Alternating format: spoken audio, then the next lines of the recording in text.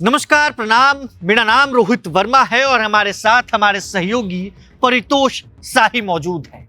हाजिर है आपके बीच एक बार फिर से बड़ी खबर के साथ।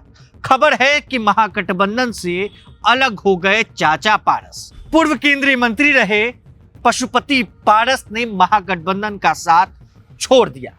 क्यों छोड़ा, कैसे छोड़ा, तमाम चर्चा हम करेंगे परितोष जी के साथ। विस्तार से बताएं सबसे पहले दर्शकों को कि क्या खबर है और खबर क्या आ रही है।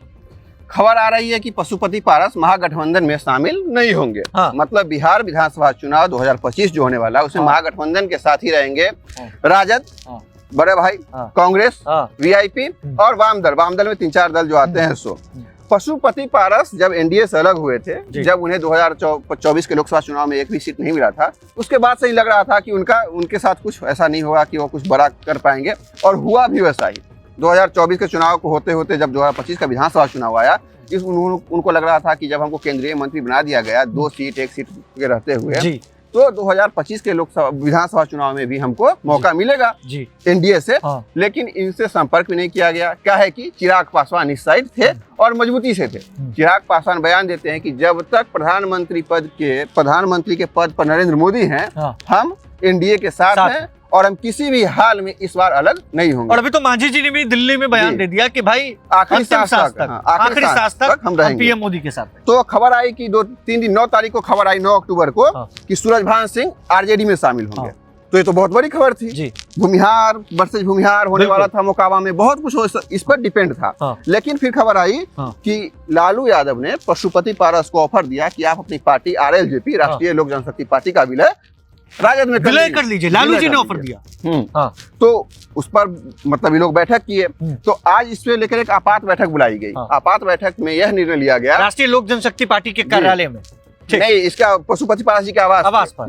कार्यालय तो अब नहीं, अब चिराग पासवान को मिल गया। सब कुछ उनके पास है, अब तो इनके पास कुछ है नहीं। इस चुनाव के बाद पता नहीं और क्या बचता है।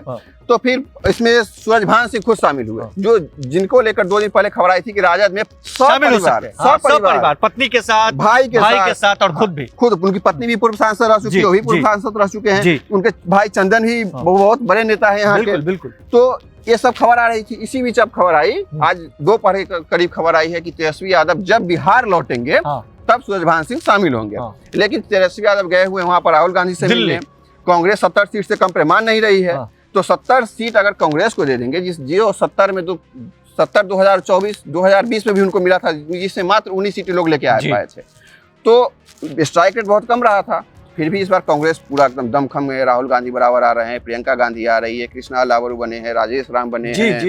तो कांग्रेस इस बार पूरे दमखम के साथ ही, और उसका कहना था कि हम इस बार भी 70 पे ही लड़ेंगे और इस बार हम लोग उस सीट पर ज्यादा जाएंगे जहां पर हमारे जीतने का परसेंटेज ज्यादा हो। तो अब हम ये कह सकते हैं कि चाचा पारस अलग हो गए 100%। अब क्या होगा उनका रुख? अब क्या होगा इसे देखने के लिए आप एआईएम और चंद्रशेखर आजाद की जो भीम आर्मी पार्टी है उसके साथ जाने पर चर्चा चल रही है। अब अगर ऐसा होता है, तीसरा मोर्चा तो नहीं, बिहार थर्ड फ्रंट होने वाला है। कल ही ओवैसी ने कहा था कि बिहार में हम थर्ड फ्रंट बनाएंगे। बिहार के लोग 35 साल से सिर्फ 2 विकल्प पे हैं, महागठबंधन एनडीए। बस। तो अब थर्ड फ्रंट की तैयारी है। कल उन्होंने 16 जिलों के 32 विधानसभा सीट का ऐलान भी कर दिया है। अब इसमें कौन कौन से दल शामिल होते हैं? उधर तेज प्रताप कह रहे हैं कि एआईएम से हमारी बात चल रही है। चंद्रशेखर आजाद है जो भीम आर्मी के हैं, उनका कहना है कि मैं भी बिहार चुनाव में पूरा दमखम से लड़ूंगा। तो एक दल, ऐसा एक गठबंधन जो थर्ड फ्रंट जो कहते हैं, ऐसा बनता नजर आ रहा है, जिसमें तेज प्रताप होंगे, ओवैसी हो सकते हैं, चंद्रशेखर आजाद हो सकते हैं और पशुपति पारस। इसके साथ साथ तेज प्रताप यादव ने पहले ही 5 छोटे दलों से, जैसे एक है विकासशील वंचित इंसान पार्टी, वीवीआईपी करके है, ऐसे 5 दलों से उन्होंने गठबंधन किया है। तो ऐसा लगता है थर्ड फ्रंट में बहुत सारे छोटे दल होंगे जो थर्ड फ्रंट बनाने की तैयारी करेंगे। और अगर ओवैसी की पार्टी सीमांचल में अपना दमखम दिखाती है तो इसका गठबंधन भले ही इसका जो मतलब जो डिसीजन होगा थर्ड फ्रंट अगर बन जाता है बिहार में तो नुकसान झेलना पड़ेगा। नुकसान एनडीए को कम, महागठबंधन को ज्यादा झेलना पड़ सकता है। चलिए, अब आने वाला वक्त क्या होगा? जब बिहार में चुनाव होगा तो तस्वीरें साफ होने लगेगी, जैसे जैसे रैलियां होंगी तमाम चीजें साफ होने लगेंगी। मगर दिल्ली में एक तरफ बैठक हो रही है और इधर चाचा पारस ने गच्चा लालू यादव और तेजस्वी यादव को दे दिया। अब बने रहें तमाम वीडियोस के लिए, तमाम अपडेट्स के लिए। प्रभात खबर के साथ रोहित और परितोष आपको बता रहे थे। कैमरे के पीछे हमारे सहयोगी रंजन मौजूद है। आपका बहुत बहुत शुक्रिया।